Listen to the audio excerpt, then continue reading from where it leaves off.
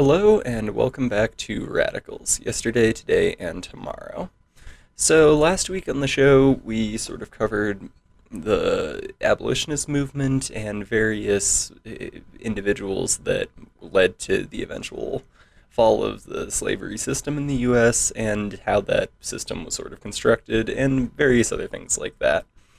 This week we will be moving past the Civil War. We'll cover that in much more depth at a later date, and we'll be talking about the suffrage movement.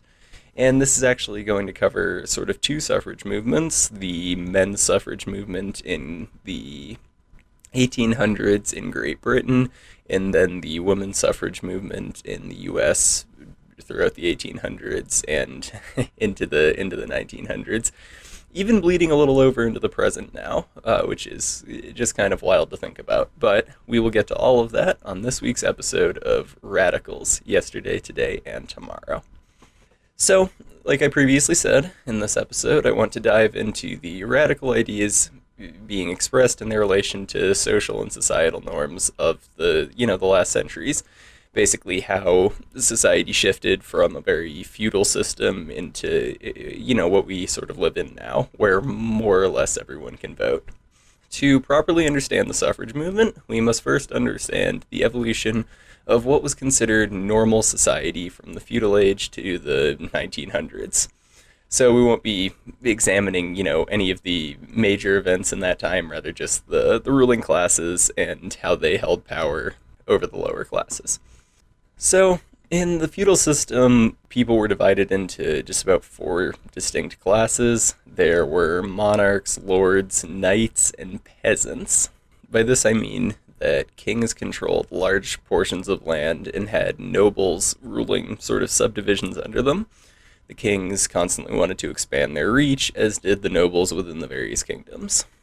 All while the peasants essentially just did what they were told and tried to survive. And as I previously said, the four social classes were monarchs, and they essentially lived in all the available luxury and ruled subjects, or with overarching power.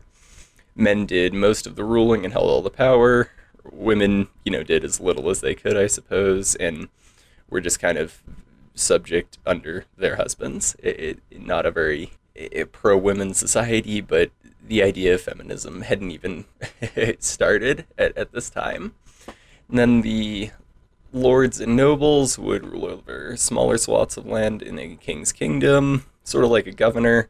Again, those men, ruled in the government positions within their land, and the families were larger, so there was just, all that drama to deal with. And the women essentially lived in most of the luxury, forcibly did some housework that slaves and other such servants couldn't really get to, and all things like that. So still looking pretty good for, society to be in. Now, knights were kind of a weird part of this. They were under their ruler and abided by a strict code of conduct. This is where the whole chivalry thing came from, which is sort of a strange idea in current days. And then lastly, there were peasants. These formed the majority of the feudal population. They farmed, weaved clothes, hunted, and were responsible for keeping the caste system functioning as it did. And, in this system, men would work the fields and do the physically really demanding work, and women were servants to lords and nobles, and made clothes, cooked, prepared food, and of course, most importantly, reproduced to keep new peasants coming in. It's just sort of like a big pyramid scheme, but that was life. So essentially, in the feudal age, no one outside of the ruling castes had any sort of power to influence their quality or way of life. This was generally independent of gender, though it's safe to say within each caste, women would most likely receive the worse treatment than men due to their limited physical strength and historic place in society. And essentially, that is how society was for a long time. Though the feudal system faded out of existence due to many, many reasons, peasants realizing their worth being chief among them, a similar system seemed to always find its way back into society. Monarchs were always subjecting, people under them.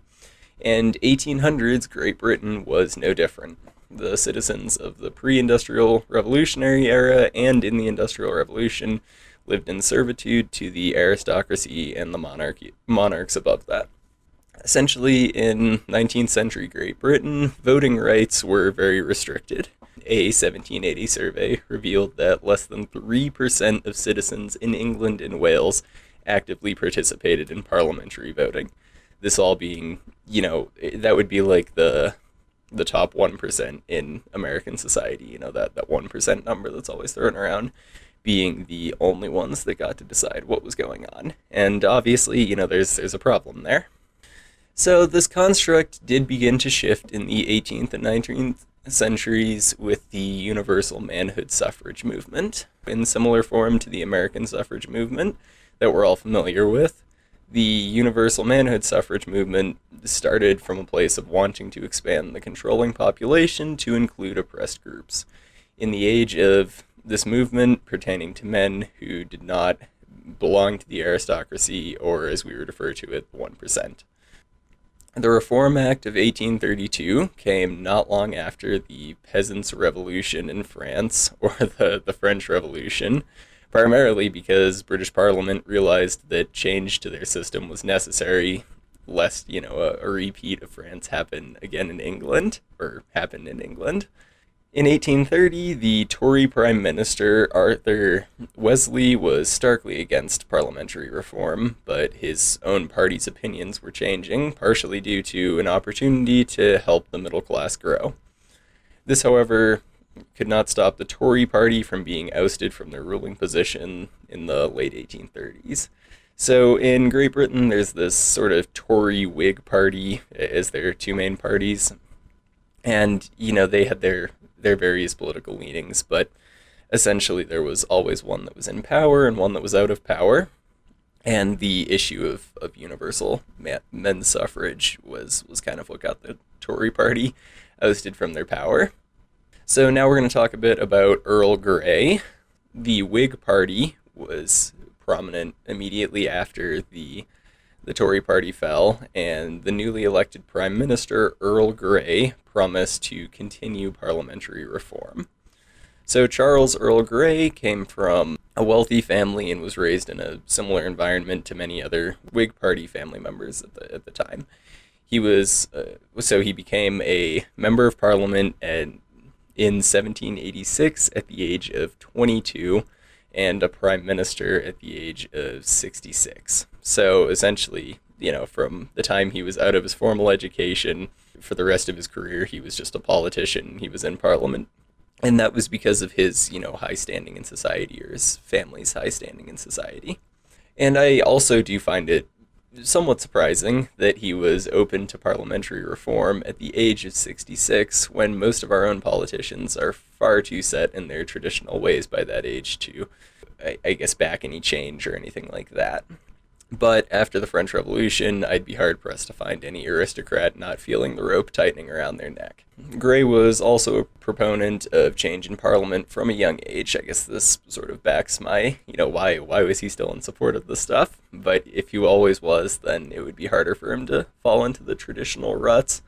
And during this time, he gravitated towards the politics of Charles Fox, who was a radical idealist and backer of reform, also a distant relative of Charles II. So again, more people, wealthy families, high society, they're the only ones with political power. One affair and an illegitimate daughter later, Grey found himself at the head of an effort to overhaul the parliamentary system with the Great Reform Act of 1832. So this act simplified the electoral franchise, abolished many old contingencies regarding voting, and granted seats to industrial areas of Great Britain. Previous to this act, the only areas being represented were wealthy, like the wealthy neighborhoods of England and things like that. So, this act brought great change to the parliamentary structure and just overall government of Great Britain. And Grey was also prominent in the 1833 bill that ended slavery in Great Britain. So those two kind of came right on top of each other, whereas in the US there's much more distance and nuance there. Not to say there isn't nuance in Great Britain's battle against slavery and voting rights, but the two did come at a bit closer of a time, at least for men's suffrage. It should be clear by now that the only way into British and most of the modern world's political structure was generational and depended on name and status only. This Reformation, in light of the events in France, shook the long-held belief that power was in an individual's name, not their intelligence or political effectiveness. The leading powers in the world, with few exceptions, would start to move in the direction of bringing power to the people. The primary exception for this trend is China and other parts of the Middle East, but we'll get to that another time. Thus, what was only a few decades earlier an unthinkably radical idea was now the new standard of the free world. So now we will transition into the United States voting rights and what happened there, with men being allowed to vote and then women.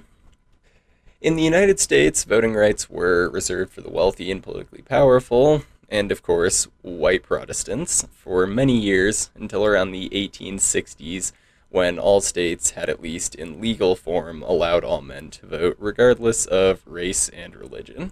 Obviously, we know that's, not how it went. The 1860s were not a free voting market, I guess. It would be a much, nearly, actually over 100 years before voting was actually locked down as a relatively non-discriminatory practice. But in legal form, 1860 was the year that all men could vote. This was also only partially true because of bills such as the Chinese Exclusion Act of 1882, which was just a weird attempt to keep Chinese people from being able to vote. And then, there's all the other struggles by African Americans and other oppressed groups through to the mid 1960s. So we can also examine the American universal manhood suffrage movement another time, but now it's time to move into the women's suffrage movement in the United States and a few of its characters. So the women's rights movement is officially dated from 1848 to 1917 and has roots intertwined with the fight against slavery. And 1917 is again just kind of an early date. That's when a lot of suffrage movements started disbanding and other things basically came about to make it a lot more difficult for people of color, and especially women of color, to be able to vote. So starting with a plethora of goals, the movement quickly narrowed its intentions down to securing the right to vote. So initially the group had a lot of goals for women in the workplace and things like that, but they quickly realized that none of that was going to happen unless they were able to vote, and that's what they would focus on. So one suffragette that was, a root in abolitionism as well was an individual that we discussed last week, Harriet Tubman. Now I've already broken down her involvement as an abolitionist, so I'll just briefly touch on her impact in the women's rights movement. She was the first African-American woman to serve in the U.S. military, doing so as a spy for the Union. After the war, she raised funds for the suffragette movement and joined Elizabeth Cady Stanton and Susan B. Anthony in their fight for women's suffrage. And now, interestingly, activity in abolitionism seems to correlate rather directly with activity in the early women's rights movement, as Susan B. Anthony and many other early suffragettes were active in both. Interestingly, this would sort of fade away as the women's rights movement had to, appeal to Southern women and other things like that, complicated it. But at least at the beginning, the early activists were active in both the abolitionist movement and the early suffrage movement. So Susan B. Anthony, a Massachusetts teacher, joined the abolitionist movement in the 1850s and saw her dedication through to the end, letting her experience there guide her actions in the early suffragette movement. Elizabeth Cady Stanton was another early suffragette. She came from a prominent New York family, and honestly, the running trend of wealth inspiring change regarding suffrage is continuing here. She received her education at the Johnston Academy and Emma Willard's Troy Female Seminary, and Stanton was also involved in the abolitionist movement, attending a World's Anti-Slavery Convention in London while on her honeymoon. 8 years after this convention, in 1848, Stanton and Lucretia Mott, another early suffragette, held the first women's rights convention at Seneca Falls, New York. Her work surrounding civil rights and women's suffrage continued when in 1862 she moved back to Brooklyn and later New York City to join forces with other activists and push for the 13th Amendment. By the 1880s, Stanton was focusing more on her writing than traveling and lecturing. She wrote 3 volumes of The History of Women's Suffrage, a book documenting the individual and local activism that sustained sustained the movement of women's suffrage. And then possibly her most notable book that she published was The Woman's Bible, a work voicing her belief in a secular state and urging the recognition that religious orthodoxy and masculine theology were constructed to keep women out of power. Now, on this issue, I'm entirely inclined to agree with Stanton. Though much gender discrimination has been swept under the rug, and the mental gymnastics required to allow women to do such things as speak on their own free will and be present in church without a head covering have been done, I still witness several members of my former church leave due to a female being promoted to a very low pastoral position. And that is something that the Apostle Paul is firmly against. I'm convinced that the Christian Church's only goal at this point is to maintain what is left of the nuclear family and raise another generation of children willing to continue the traditional ways of Christianity. But we're getting off topic with that, and we'll cover radical Christianity soon. Near the end of her life, Stanton wrote an autobiography, 8 Years and More, outlining the events of her great life, and she died on October 1902, about 18 years before women gained the right to vote. Again, that was really only white women.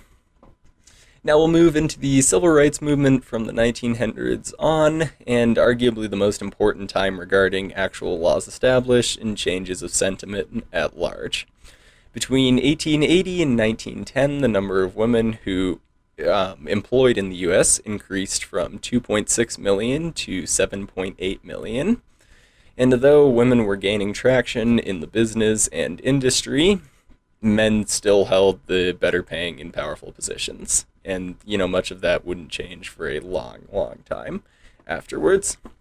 Another barrier to political and social equality for women came from other women. And some women, particularly those beheld to traditional gender roles backed by religion, believed it would be improper for women to hold political or economic power. This long-held idea was grounded in a nuclear family, with the father making all the decisions, while the mother would be forced to raise the kids, cook the food, and other housekeeping chores. There was a large population of women that believed this was the way to go, and there were some quite vocal ones that we will cover at another time. Now we'll talk about the 19th Amendment and how it was one of the most notable steps towards securing women's suffrage, and it was ratified in August of 1920. Stated as follows: the right of citizens of the United States to vote shall not be denied or abridged by the United States or any state on account of sex. Unfortunately, this amendment still allowed for much discrimination against women of color, and, this ever since the 1860s when, universal men's suffrage was a thing. States had been popping up strange voting regulations and, requirements that were extremely discriminatory. So it's unfortunate to see that in 1920, 80 years later, still dealing with the same issues. Sorry, 60 years later, not 80 years. Now, this problem was compounded by the disbanding of many suffragette movements immediately after the amendment's ratification. Remember, I said that the movement was from the 1848 to 1917. So, around the time that this amendment was ratified, a lot of suffragettes were like, well, okay, we got what we want, and we'll just leave it at that. Interestingly, there was a separation in the suffrage movement between Southern white women trying to gain the right to vote and black women gunning for the same cause. In order for the movement to keep the Southern support, women of color were intentionally distanced from the movement. So this is, in the mid to late 1800s, the abolitionists and suffragettes can kind of come together. And then by, the 1900s, many, abolitionists is kind of an old movement, or abolitionism is, and being a suffragette they want to reach the widest audience possible, and therefore end up excluding some women of color, which is all just very unfortunate. And the National American Women for Suffrage Association even prevented black women from attending their conventions. Black women were also forced to do their own marches and protests, and it's often described as a fight on two fronts for black women, both against anti-suffragettes and amongst themselves. All of this led to the civil rights movement of the mid-1900s, which we'll cover in a lot more depth later, but it is safe to say that American women could not reliably vote until the passing of the 1965 Voting Rights Act, which outlawed discriminatory voting practices such as poll taxes and lottery taxes. So, that was a long march through history and an even longer march to legitimate universal suffrage. America has had a really rough history of law not matching reality, and it's quite sad to see how long it has taken for people of all color and sex and whatever else to actually be able to have representation in the United States. And relatively is still kind of a loose term, as recently as the 2020 presidential election. We saw many people pushing to block mail-in ballots as unreliable, and the large sentiment of the election being rigged or a fraud. And no matter how this idea is presented to you or what extravagant conspiracy is laid out in front of you, it is imperative to remember that at the core of the issue is the intent to block low-income individuals, those who cannot afford to take a day off work to wait in line to vote, and many other minority votes from having their impact on government. If you take nothing else away from this episode, I want to make it clear that in 2021, our present day, there are people and institutions dedicated to suppressing the voice of certain groups. Whether for ethnic, economic, or religious reasons, these groups will disguise racist and economically prejudiced arguments as saving the American family, or the whites are being discriminated against, and many other catchy phrases designed to catch the ear of unsuspecting Americans, members of the American majority. And it's despicable and just flat out pathetic that this, many, many years after the 13th, 15th, and 19th Amendments were ratified, and we are still dealing with this prejudice. Now, though, all of this may make me sound like some, radical liberal, and it's fine if you want to think of me that way. My goal here is to present universal equality between all races, genders, and sexual orientations, and whatever other differences we have. And to do that, we have to take the legitimate points of all arguments and come together to form a sentiment that's beneficial towards all members of society.